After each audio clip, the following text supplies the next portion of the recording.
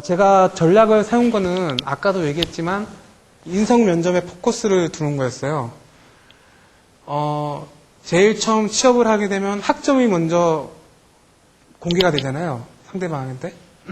그 다음에 토익이고, 그 다음에 뭐 괜찮다 싶으면 불러서 면접을 보는 거거든요. 근데 저는 학점을 겨우 계절학기를 3번 들어갔고 저 정도 맞췄고요. 그 다음에 토익은 처음 봤을 때 점수가 별로 안 좋았죠. 영어는 좋아하고 잘한다고 생각했는데 점수가 잘 안 올라서 그래 학점이 3.5가 안 되니 이거를 50점씩 나누면 750점에서 800점 사이가 딱 저 사이에 들어갈 거라고 생각을 해서 저 정도 나올 때까지만 하고 토익은 접겠다라고 생각을 해서 토익 시험은 4번 정도 봤나요? 딱 저에 걸맞는 점수가 나서 그냥 접었어요. 접고 대신에 면접을 정말 준비 열심히 해서 A+ 정도를 받을 수 있게끔 노력을 해야겠다고 생각을 했어요. 이게 왜 중요하냐면요. 사람이라는 게 이 사람 학점 봤는데 별로 안 좋네? 토익 한번 볼까? 토익은 학점보다는 좀 괜찮은 것 같은데? 한번 불러봐서 면접을 봐야지? 면접을 봤는데 너무 얘기를 잘하고 자신있게 얘기하고 학점 4.0이나 토익 900점 이상보다도 말을 잘한다는 거예요. 그러면 와, 이 친구는 점점 더 이미지가 상승이 되는 거잖아요. 근데 거꾸로 학점은 4.5가 가까이 되고 토익도 가까이 되는데 이 친구 스펙 좋으니까 불러봐서 면접을 봤는데 면접 준비도 하나도 안 해오고 말도 제대로 못하고 자신이 알고 있는 것 얘기도 표현도 못하고 이러면 떨어지는 거라고 생각이 들어서 이런 식으로 전략을 짜서 이제 준비를 했습니다.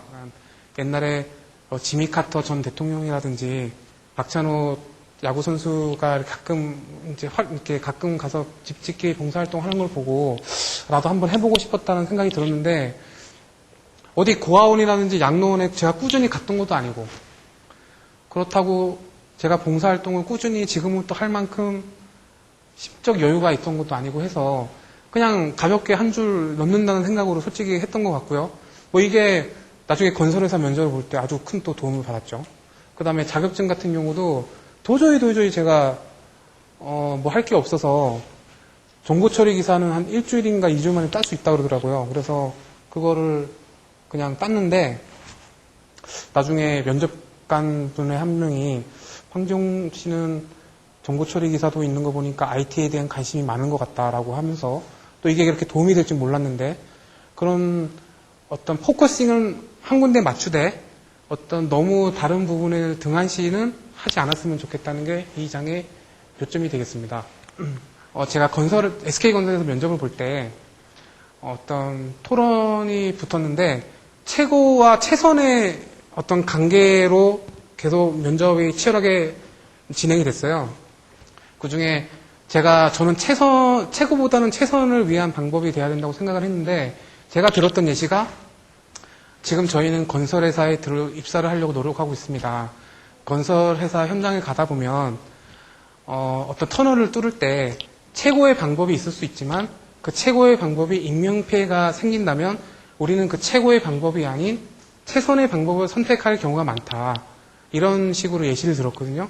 그 예시와 함께 토론이 종료가 됐고 저와 같은 토론에 있던 사람들은 아무도 다음 단계에서 볼 수 없었거든요. 그런 것처럼 정말 어떻게 보면 센스예요. 센스인데 그런 토론을 할 때도 지원회사에 맞는 그런 예시를 들었으면 좋겠고 듀워드는 요즘에 여자분이니까 관심이 없을지 모르겠는데 그 영국 기자인데 한국 축구에 대해서 이렇게 이제 기사를 쓰는 분이 있어요.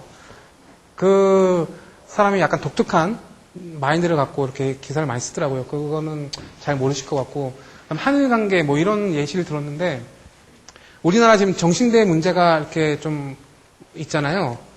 근데 거꾸로 일본 여성이 한국 남자랑 결혼해서 주민등록이 없고 일본 국민도 아닌 이런 이렇게 고통받는 사람들이 많이 있어요.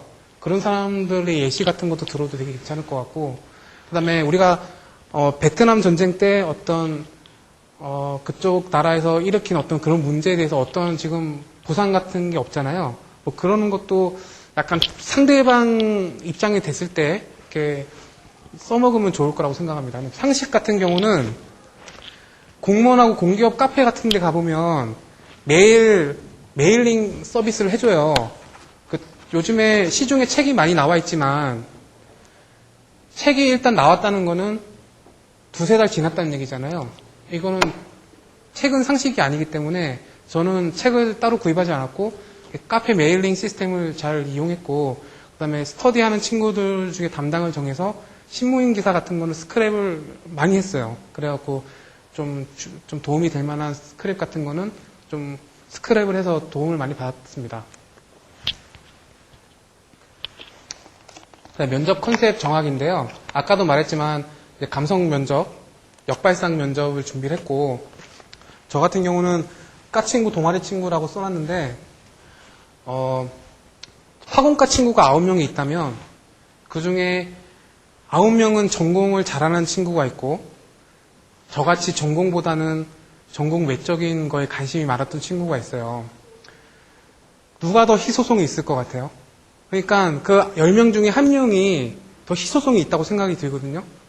물론 어느 정도 기본적인 전공의 마인드는 있어야 되겠지만 그래서 저는 만약에 학원과 출신을 10명을 뽑는다면 그 9명의 자리가 아니라 그 1명의 자리를 노리겠다고 생각하고 준비를 했어요. 그리고 그 젊음을 어필하자고 되어 있는데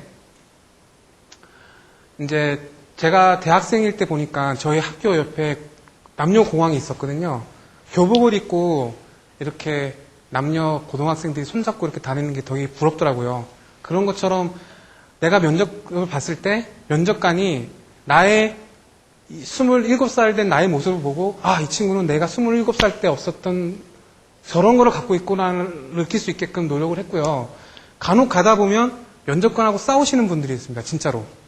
면접관들이 면접 전공 질문을 물어봤는데 면접관님 저는 그게 아니라고 생각합니다.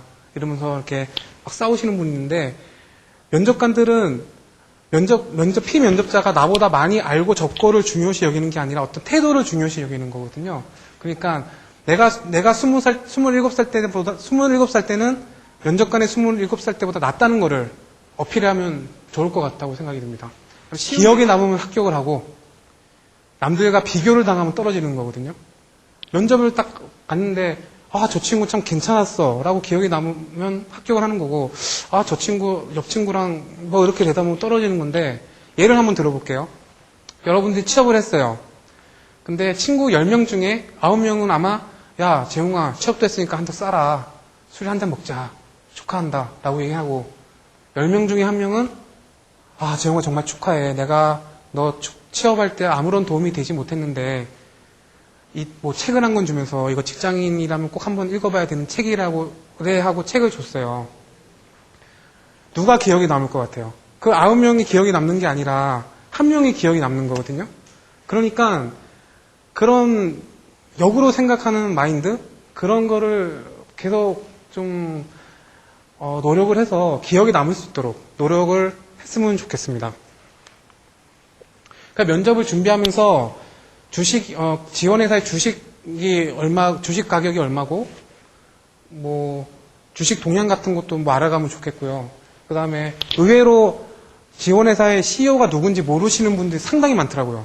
그래서 그거와 인사발령 채식 뉴스라고 써 있는데, 만약에 SK건설에 면접을 보러 간다. 그럼 뭐 네이버나 토탈, 그 웹사이트에 SK건설만 딱 치면 관련 정보가 쫙 떠요. 최신 뉴스가 쫙 뜨고 그것만 한 6개월치만 다 보고 가도 회사 소식은 거의 다 알 수 있거든요. 거기다가 인사발령 같은 경우는 대기업 같은 경우는 이제 부장에서 상무로 되든지 이런데 그런 인사발령 때마다 기사가 나와요. 조그맣게. 그러면 만약에 제가 면접을 보는데 8월 달에 승진이 된 사람이 있을 거잖아요. 그런 분들 이름 잘 외우고 갔다가 면접관 명패에 그분 이름이 있다. 그럼 마지막에 하고 싶은 말 있을 때, 뭐, 좀 도전적으로 하고 싶다면, 제가 뭐 SK건설 면접을 준비하면서, 누구 상무님이 이제 뭐 승진했다는 거 들었는데, 뭐 축하드립니다라고 한마디 하고 나올 수 있는 거거든요. 그러니까 그런 것도 중요하다고 생각이 들고